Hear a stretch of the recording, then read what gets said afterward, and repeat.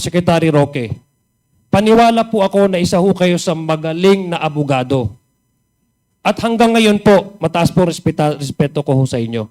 You have to do your due diligence before accepting any client. So wala pong dahilan ako mag-inquire doon sa client, doon sa kontrata between Whirlwind and Lucky South dahil hindi naman po sila yung nagdidemandahan. Pero Mr. Chair, that itong was not kasi a pong question. ito, That was the manifestation. Wait. Mr. Chairman, point of order. Point of order, Mr. Apa. Chair. Point of order, Chairman, Mr. Chair. point of Apo, order. I do not need any response from him. Okay, thank you so much. Mr. Okay, Chair? the next interpellator will be... Secretary Roque, in the previous meeting, or hearing, and this has been affirmed by you, validated by you, that you were, number one, you were nga an agent, lawyer for Whirlwind Company, no?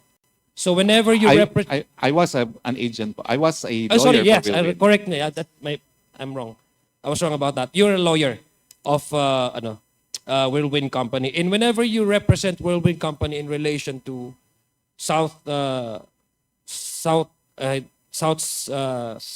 Lucky South 99, I'm sure part of that arrangement is naturally they will pay you for whatever representation you would make in the advantage or to the advantage of your client. Am I correct?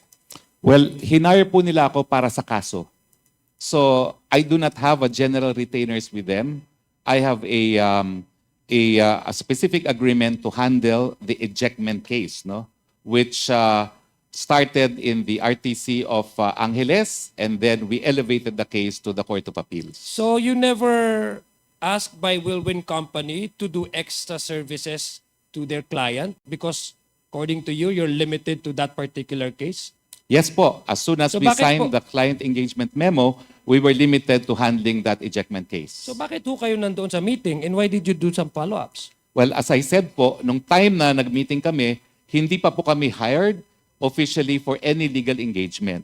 It was more of trying to convince them to invest in the energy projects that I was promoting, Your Honor. Kailan po kayo, Mr. Joint Secretary, kailan ko pa, may we know kung kailan ho kayo na-hire ng Whirlwind Company? When was Well, na-file po namin, I submitted the documents po sa RTC Angeles second week of August. No, when your legal services was when legal services started with the Whirlwind Company, would you know what specific date was this? Well, there is a specific date, but I think it is 1 week before we filed the motion in the RTC of Angeles. Because when we found out what had happened, ang first remedy namin is to ask the RTC of Angeles to recall the writ of execution that they had already issued. I'm sure, Mr. Chair, Secretary, I'm sure you have a document, no? Official document that you are sabi mo nga, you contest the question of Congressman Flores and Congresswoman Beatrix in the previous, kasi there was no client attorney relationship between you and Lucky South 99. So I presume, following that logic of yours and your explanation, you would probably have a document that would testify that you were hired by Whirlwind Company. Would you be so kind enough as to give us a copy of that? That is covered by attorney-client privilege, Your Honor. Okay, sige. However, I would like to add, Yeah, but since magbait ka naman, Secretary, kasi nag-extend ka ng extra effort, maybe we can also tap that humanity of yours inside you to provide this committee. It is not something that you should be hiding because you're entitled naman to accept any legal arrangement with any companies in any corporation. it is Am I not for correct? me. It is not for me, Mr. Chair. It is for the client. But as far as the attorney-client privilege is concerned, that's sacrosanct po in the legal profession. Now, Yes. I would like to add po na although it is true that there could be an attorney-client without a written contract and without payment of services, the Supreme Court and the Code of Canons of Professional Responsibility takes the perspective of the client on when the attorney-client relation exists. In Canon 3 of the said rules, of the said canons, the attorney-client begins as soon as the client reposes the confidence on an attorney to perform legal services. Now, but according to case law, in the first place, there must be a contract between the client and the attorney. There must be a meeting of the minds.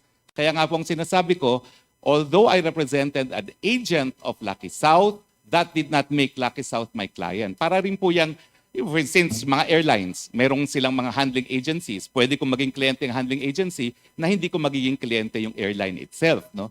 So yan po talaga yung nangyari. No? So as I said po, even if it were true that I represented Lucky South, ganun po ang trabaho ng abogado. Kaya lang, why will I say that I represented Lucky South na wala naman po talagang legal representation? Okay. Balikan ko lang po yung Last tanong two ko kanina. question, Congressman Jong. Mr. Chair, may I extend for another 1 minute or two minutes? Last two Mr. questions.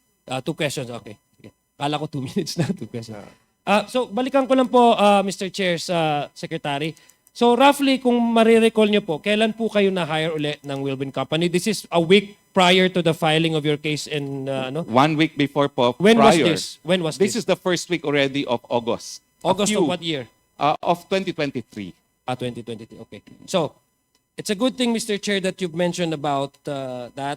At yung sabi mo, yung, kasi dalawa, Mr. Chair, no, sa ating mga kababayan na nakikinig ngayon, mukhang naku-confuse nga sila sa Whirlwind Company and sa Lucky South 99. That's why we are trying to digest further, no? Inquire further kung ano ba talaga itong dalawang entities na ito. These are two different entities because the fact that they've entered into an agreement, it proves that they're two separate entities, no? So I have here, Mr. Chair, and I would like to cite itong lease agreement between, and by the way, may I ask Secretary Roque, maybe Chairman Tenko, would you know in that meeting who represented whom? I mean, these are two entities, no? Whirlwind Company and South Lucky 9. Would you know which or either of the two, Secretary Roque and and Cassie Ong represented whom or what? Well, Congressman Adjong. Or are you still also confused at that time because you thought they're still the same, one and the same? No, first of all, very clear in my mind, and I was in fact conferring with Attorney Jessa earlier. There was no discussion on Whirlwind during that said meeting. And I think more important to note is the fact that Whirlwind has no relationship with PAGCOR because Whirlwind was never given a license, nor Whirlwind had any other reason why PAGCOR will deal with, or Whirlwind will deal with PAGCOR, because for us, Whirlwind does not exist. Because they never had a license, they never applied for a license, they were never issued a license in the previous administration. So, sa amin pong dalawa ni Attorney Fernandez, maliwanag po sa amin, nagpunta si Cassie Ong doon, hindi naman po tungkol sa Whirlwind eh. Nagpunta po si Cassie Ong doon para Plus sa Lucky South ipakiusap 99. yung arrears ng Lucky South 99 na currently, during the time, ay isang license holder ng PAGCOR. Dahil nabigyan po sila ng lisensya noong nakarang administrasyon ng PAGCOR, hindi po sa administrasyon ko. So, yun po ang tunay na ipinakikiusap ni Cassandra Cassie Leong at ni Attorney Harry Roque. So, yun po hindi po kami nakukonfuse, Congressman Adjong, sapagkat wala po namang relasyon kami sa Whirlwind eh. At never was there any discussion about Whirlwind during that brief meeting with Attorney Roque and Cassandra Leong together with PAGCOR AVP Jessa Fernandez. Thank you, Chairman. Secretary Roque, what is your take on that? Kasi mukhang klaro naman ata kay Secretary Tenko that you were there in that meeting and you were with Cassie Ong, who apparently was connected. I guess she's still connected with Lucky South 19. How can you convince us that there has nothing to do, your presence there has nothing to do with Lucky South 99, Mr. Chair? That you were there simply because you are representing Whirlwind Company, whose legal services that you have signed with this company is purely limited to the case that you have filed prior to your being hired by this company. So doon lang ako nagka-confuse. I'll give you, Mr. Chair, I'll give you time, Mr. Chair, to respond to that. Yes, Secretary maraming Roque. salamat, Mr. Chair. Nandun po si Cassandra Ong bilang ahente ng Lucky South. Pero gaya ng sinasabi ko, yung pagiging ahente niya does not make her a shareholder or an officer of Lucky South. And since I represented an agent, ang ibig sabihin po, ang kliyente ko yung ahente. Wala pong pagkakaiba yan, for instance, dun sa mga ground handler sa airport. Pwede kong maging kliyente yung ground handler, for instance, yung MIA Score. Pero hindi ibig sabihin nyo na palibasa nagbibigay ng serbisyo ang MIA Score sa Cathay, kliyente ko yung Cathay. So I rendered service to an agent of Lucky South, and obviously she was there to make sure that the interests of their principal would be protected dahil nga na-dispalkuhan siya.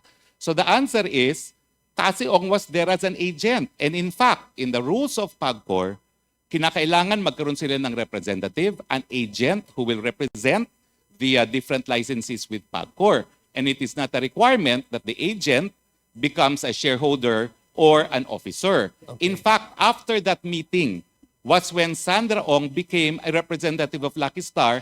And if the good chairman will recall, kasi sabi ko, naalala ko, sabi niya, naku yan, Dennis Cunanan, palitan niyo yan. Hindi mabuting tao yan. No? Palitan mo na yan. At after that meeting, naging representative po si Cassie Ong ng Lucky South. But during the meeting po, on record na representative was still Dennis Cunanan, which Mr. Cunanan disputed the last time. Sabi niya a month before, hindi na raw siya ang representative. Pero sa officially in the records of PAGCOR, I am 100% sure po, as of the date that we met, it was still Dennis Cunanan. Kaya nga po kinakailangang tulungan si Sandra Ong kasi pwedeng hindi siya pansinin eh. Dahil bakit ka papansinin ng PAGCOR, hindi ka naman representative ng licensee nila. Yun lang po, Mr. Chair. Thank you, Mr. Chair. And this happened despite the fact that you were hired by Whirlwind Company, not on any way connected with Lucky South 99. Mr. Opo. Chair, yes, no, that is a manifestation. I do not require any response to that, Secretary po. Mr. Chair, I have here the agreement, lease agreement between Whirlwind Company, the lessor, and the leasee, in this case, Lucky South 99 Outsourcing Incorporated. This was signed, and the fictivity of the term of the lease commenced on November 5, 2019 up to November 4, 2022. Now, the representative of Whirlwind Company, meaning the lessor, was, I don't know if she's still connected with the Whirlwind Company, Miss Stephanie B. Mascareñas.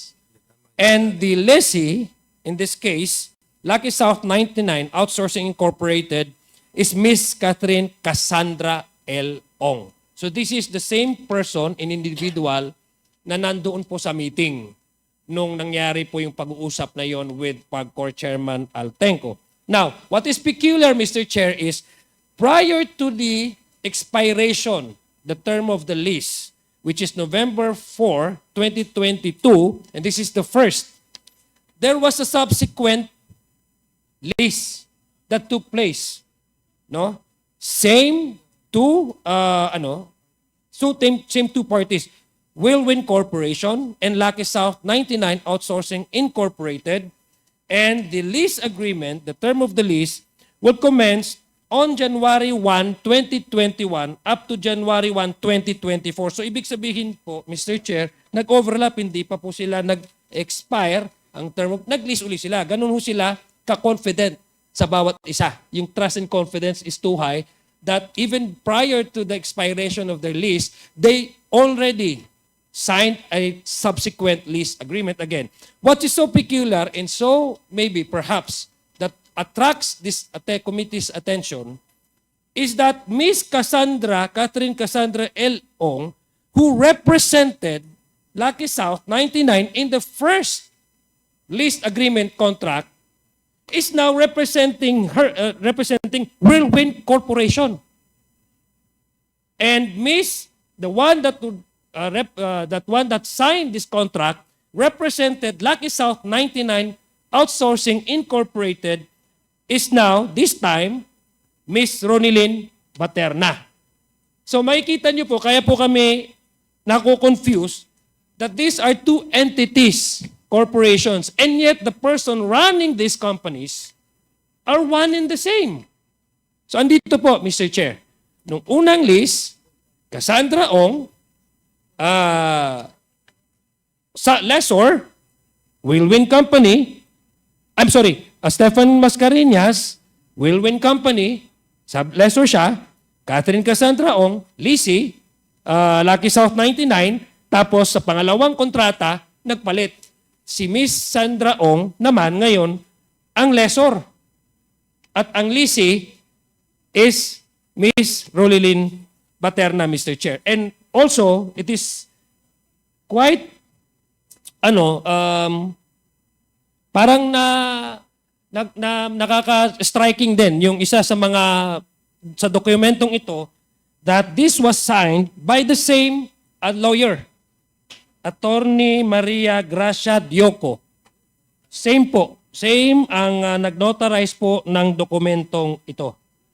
So, ibig sabihin, sa mga ating mga nanonood po, klaro na po na tama, dalawang company ito, dalawang kumpanya, pero run by the same person. I'd like to ask Secretary Roque, did you do your due diligence in finding out that Miss Cassandra Ong used to be, or in this case, siya ang magiging lessor ng Whirlwind Company at hindi ng Lucky South, which you claimed trying to distance yourself from that company na palang allergic kayo sa Lucky South 99. Did you do your diligence? And I think, Mr. Chair, no, with all your services to this nation, Secretary Roque, paniwala po ako na isa ho kayo sa magaling na abogado.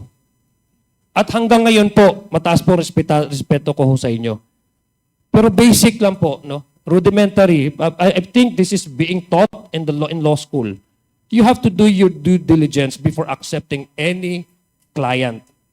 Have you at least asked Miss Cassandra Ong, were you in any way connected with Whirlwind Company or Lucky Strike 99? Hindi niyo ho yun tinanong. Mr. Chair, ang kaso po kung saan kami kinuha ay ejectment case. So ang tanging dapat na tignan kong kontrata ay yung upa, yung kontrata ng pag-uupa sa panig po ng Cruz family at sa panig po ng Whirlwind. So I cannot go beyond that po kasi ang kasuhan lang ejectment between the Cruz and Whirlwind. So hindi naman po at issue sa ejectment case yung lease contract between Whirlwind and Lucky South. So wala pong dahilan ako mag-inquire doon sa client, doon sa kontrata between Whirlwind and Lucky South dahil hindi naman po sila yung nagdidimandahan. And I would like to underscore nga po na nung pumasok kami, meron ng writ of execution. So nakabinbin na po yung kasong yon. Yeah, but So Mr. sa Chair, due diligence po, ejectment case sa mga abogado po, napakasimple po niyang ejectment case na yan. It's even covered by rules of summary procedure. At kung ikaw hahawak ng kaso, titignan mo yung kontrata. Meron bang breach of contract sa contract of lease? So, hindi po complicated itong kasong ito. Kaya lang, ang aking naging assessment na deprive ng due process ang Whirlwind kasi nga nag-aawayan yung mga Cruz siblings. At nagpanggap itong tatay, si Roberto, na siya pala siya yung registered owner, naniniwala naman itong Whirlwind, hindi naman pala siyang registered owner. At nung dinimanda sila sa lower court, siya pa ang kumuha ng abogado at hindi sinabi sa Whirlwind na dinimanda sila ng mga anak niya. Yan po yun. No? Yeah, So as far as due diligence is concerned, in an ejectment case, as a lawyer, kung ano po yung material na kontrata, is the lease contract only between the lessor and the lessee, between the Cruz family and Whirlwind Corporation po. Dahil yun Yeah. lang po ang hinawakan kong kaso. yeah, pero I think this is material, no? The lease is in fact the very fundamental and very material to any eviction cases, no? I think no, I do not, Mr. Chair, Secretary, no, I do not question your knowledge on sa pagdating po sa batas. Sabi ko nga po, mataas po ang respeto ko sa inyo. Ang hindi ko lang maintindihan, perhaps I shared this with our common tao, the average-minded person listening to us and watching this committee hearing. But nagkaganon. If we follow your logic, Mr. Chair, and your justification that you are exclusively limiting your services to this particular case that you have filed involving eviction cases or eviction case, why did you have to go to PAGCORP's meeting and then make some follow-ups? And then it apparently, based on these records, same Cassandra Ong, who at the time when you approached PAGCOR and with the meeting, yung license nila ay naging connect din sa Whirlwind Company, which you yourself said na yun ang doon yun ko maintindihan. Sinasabi niyo ngayon sa committee ito that you are limited, you find it not material anymore to ask Whirlwind Company or Lucky South 99 with in terms of their contract with Lucky South 99, and yet kasi limited ka lang doon sa eviction, and yet you went overboard. Yun po hindi ko maintindihan. Which in this case, Mr. Chair, masyado na mahaba yung pagtatanong ko. I'm sure many of our colleagues here would ask similar questions kasi doon ho nagkakaroon ng problema. Ganito lang po, Mr. Chair, and I would close this with my manifestation. Mr. Chair? Mr. Chair? Yes, For Congressman my Adjo. manifestation. You want me to interject something Yes. before you finish your interpellation? Maybe Baka after my manifestation, baka maybe after my in manifestation. relation to sa issue mo eh. Tapos ka na ng yes, questioning. Sige, okay, go ahead. My manifestation. Kanina po, inamin naman po ni Secretary Roque na sa practice of law, and this was the question I asked him in the previous committee hearing, that hindi naman kailangan talaga nang magkaroon ng formality that you have to sign with your kasi pag law yung definition po ng Supreme Court yung practice of law, and I agree with him now. He agrees with how the Congresswoman Beatrix Luistro. Now I'd like to, Mr. Chair, and this is not in any way to contest or to even engage in legal discussion with Secretary Roque. Who am I to contest his legal opinion on the matter? But this is already a decided case, pertains to the lawyer-client relationship, very much connected with the sinasabi ng Supreme Court definition nila with the practice of law. Kasi nga po yung participation po ni Secretary Roque dito sa usaping ito, yung legal services na binigay niya according to him sa Whirlwind Company.